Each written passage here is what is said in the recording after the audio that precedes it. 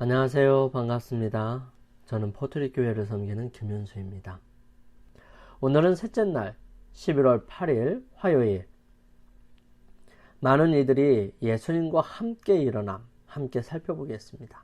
기도드리겠습니다. 사랑하는 하나님 아버지, 사랑하는 아들 예수 그리스도의 죽음에서 완전히 승리한 거룩한 신성에 대한 증거로 영원한 생명으로 함께 부활하였던 여러 사람들, 즉 첫 열매들을 통해서 주님의 부활을 증거하셨고, 또 함께 데리고 가신 모습을 바라보면서 우리가 앞으로 겪게 될 소중한 경험에 대한 기대를 갖게 하시고, 주님의 능력과 은혜로 잘 전달하고 듣게 하셔서 분명한 이해를 가질 수 있도록 축복하옵소서. 예수님의 이름으로 기도드립니다. 어느 선교사가 복음을 전하러 열대 지역 한 정글 지역에 도착했습니다. 그곳에는 그가 도착해야 할 곳에서 한 사람이 마중을 나오기로 되어 있었습니다. 그는 그를 만나기 위해 작은 비행기로 5시간, 배로 3시간 간 뒤로 차로 1시간 반, 그리고 오토바이를 타고 3시간을 갔습니다. 그리고 마중 나온 한 사람을 만났습니다. 그는 말합니다. 오늘 저녁은 여기서 자고 내일 아침 새벽에 떠날 겁니다. 우리는 7시간을 쉬지 않고 가야 선교지에 도착할 수 있습니다. 이른 아침에 잘 보이지도 않은 그 시간에 선교사와 마중 나온 사람은 선교사의 짐을 함께 지고 걷기 시작했습니다. 아무런 다녔던 흔적도 없는 곳을 헤치고 그들은 열심히 걸었습니다. 잠시 쉬면서 점심을 먹을 때 선교사는 묻습니다. 어떻게 이렇게 길도 없는 곳을 잘 갈 수 있느냐고. 그는 말합니다. 저는 어렸을 때부터 이곳에서 자랐습니다. 학교를 4시간을 달려서 다녔기 때문에 이곳은 저희들이 잘 아는 곳입니다. 저만 따라오십시오. 끝없이 걷고 또 걸어서 드디어 그들이 도착해야 할 마을에 도착하게 됩니다.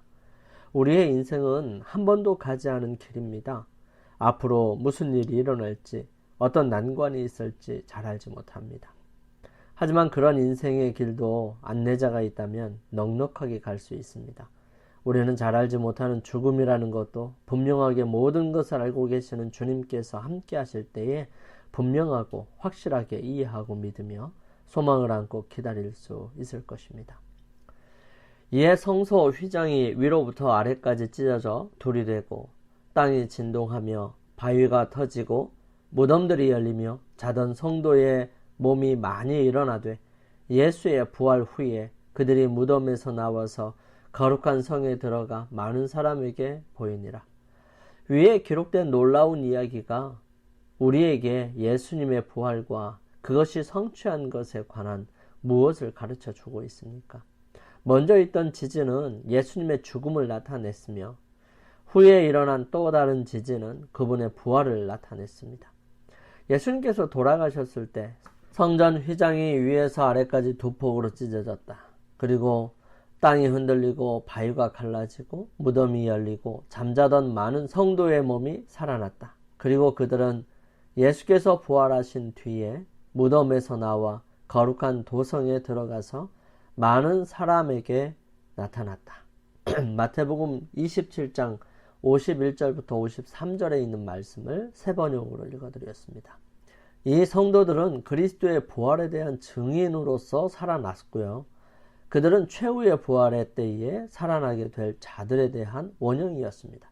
그러므로 예수님 부활 직후 많은 유대인들에게는 그분의 부활을 믿고 그분을 구세주로 받아들일 수 있도록 하는 강력한 증거가 주어졌던 것입니다. 실제로 제사장들을 비롯한 많은 사람들이 이를 통해 예수님을 믿게 되었던 것입니다. 예수님께서 부활하실 그때에 하늘에서 천사가 내려왔습니다. 당신의 아버지께서 당신을 부르십니다 라고 말하는 힘있는 천사의 음성이 그리스도의 무덤에 들렸을 때에 그주께서는 자기 속에 있던 생명으로 무덤에서 나오신 것입니다. 그때 다음과 같은 그분의 말씀이 진실임이 밝혀지게 된 것이요. 내가 다시 목숨을 얻기 위하여 목숨을 버립니다. 나는 버릴 권세도 있고 다시 얻을 권세도 있다. 이제 제사장들과 관원들에게 말씀하신 그분의 예언은 성취되었습니다. 너희가 이 성전을 헐라 내가 사흘 동안에 일으키리라. 주님의 말씀이십니다. 갈라진 요셉의 무덤을 향하여 그리스도께서는 나는 부활이요 생명이라고 의기양양하게 선포하셨던 것입니다. 이 말씀은 하나님만이 하실 수 있는 말씀이에요. 모든 피조물은 하나님의 뜻과 능력으로 삽니다. 그들이 하나님의 생명을 받느냐에 따라 저들의 생사가 좌우됩니다. 가장 높은 스랍으로부터 가장 낮은 생물에 이르기까지 모두 다 생명의 근원 되시는 분에게서 생명을 공급받습니다. 하나님과 하나이신 그분만이 나는 내 생명을 버릴 권세도 있고 다시 얻을 권세도 있다고 말씀하실 수 있는 것입니다. 그분께서는 당신의 신성 속에 죽음의 속박을 깨칠 수 있는 능력을 가지고 계셨습니다. 그리스도께서는 잠자는 자들의 처음 익은 열매로서 죽음에서 일어나셨습니다. 그분은 요제의 원형으로서 여호와 앞에 요제를 드리던 바로 그날에 부활하셨던 것입니다. 1000년 이상 이 상징적인 의식이 거행되어 왔습니다. 추수하는 밭에서 처음 익은 곡식의 이삭들을 모아가지고 6월절 날 예루살렘에 올라가 그들이 가져간 처음 익은 곡식단을 여호와 앞에 감사의 예물로서 흔들었습니다. 낫으로 곡식을 거두어 단으로 묶어 드릴 수 있을 때까지 이 예물을 드리지 않았습니다. 하나님께 헌납한 곡식단은 추수를 예표하였던 것입니다. 그와 같은 처음 익은 열매 되신 그리스도는 하나님의 나라를 위하여 모아드릴 큰 영적 추수를 표상하였던 것입니다. 그분의 부활은 죽은 모든 의인의 부활의 모형이고 보증입니다. 우리가 예수의 죽었다가 다시 사심을 믿을진대 이와 같이 예수 안에서 자는 자들도 하나님이 저와 함께 데리고 오시리라. 데살로니가전서 4장 14절 말씀이에요. 예수님께서 부활하셨을 때 그분은 사로잡혀 있던 한 무리를 무덤에서 데리고 나오셨습니다. 예수님께서 운명하실 때에 있었던 지진은 그들의 무덤을 깨뜨려 열었고요. 그분이 부활하실 때에는 그들도 그분과 함께 일어났던 것입니다. 그들은 하나님과 동역자들이었고요. 목숨을 바쳐 진리를 증거하던 자들이었습니다. 이제 그들은 저희를 죽음에서 일으키신 자를 위한 증인이 될 것이었습니다. 주님의 봉사기간 동안에 예수님께서는 죽은 자를 살리셨지요. 그분은 나인성 과부의 아들과 관원의 딸과 나사로를 살리셨습니다. 그러나 그들은 불면의 옷을 입지는 못했습니다. 살아난 후에도 그들은 역시 죽음에 정복당했지요. 그러나 그리스도께서 부활하실 때 무덤에서 나온 자들은 영생으로 일으킴을 받았습니다. 그들은 죽음과 무덤을 이기신 그리스도의 전승 기념으로서 그분과 함께 승천하였습니다.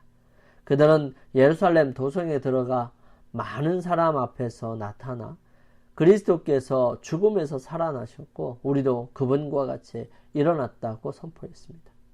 그리하여 부활의 성스러운 진리가 불멸의 것이 되었던 것입니다.